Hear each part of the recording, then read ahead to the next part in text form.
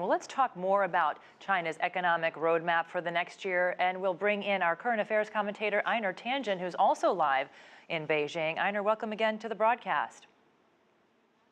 Thank you, Jessica. So as I understand it, last year Beijing set alleviating industrial overcapacity and high debt levels as their goals. Now we're hearing the goal of creating stability as the focus. Why the change?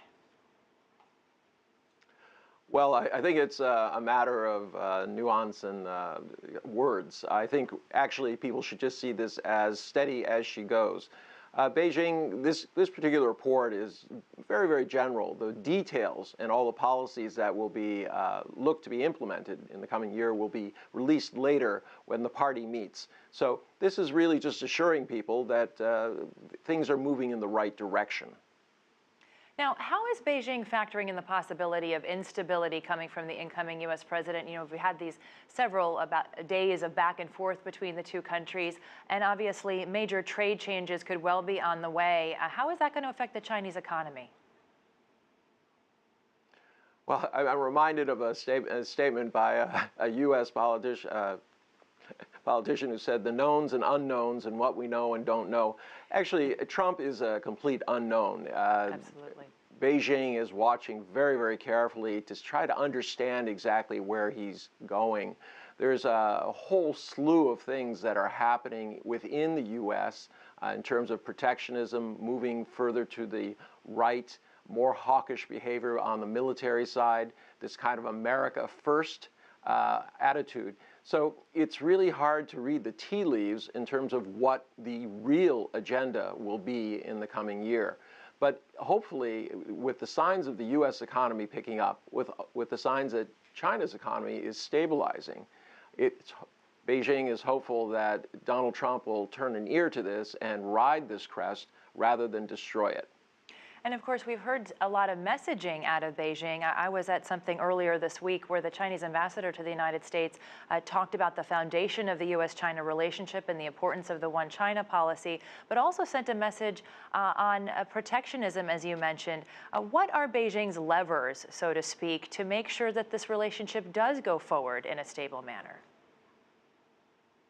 Well, it's almost kind of mutual assured destruction. I mean, you're talking about $2 trillion on both sides of economic impact in terms of exports.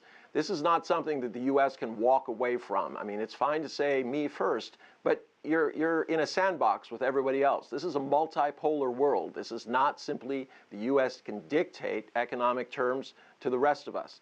So it's going to be a situation where they have to work it out.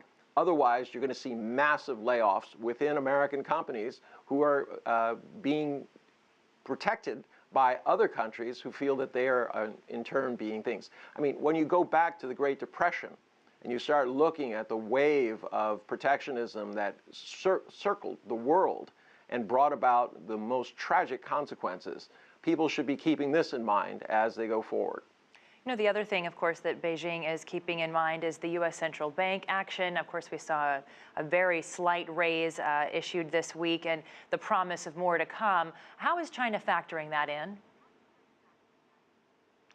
Well, once again, the Trump factor is the major one. I mean, Janet Yellen, as she has said repeatedly, is going to react to the market itself. And if Trump continues with this kind of trade protectionist idea, the Fed will not be raising rates. So right now it's a big question. Actually, as everyone saw from the market reaction, it wasn't as severe as people thought. This was kind of a very, very long telegraphed move by the Fed, and it did not result in any kind of massive movement one way or the other. People have already put in place protections in order to not be taken by surprise by this. So China is just looking and waiting. Once again, it's going to be the Trump factor until we figure out what who his team is going to be in complete, and what their goals are in terms of actions.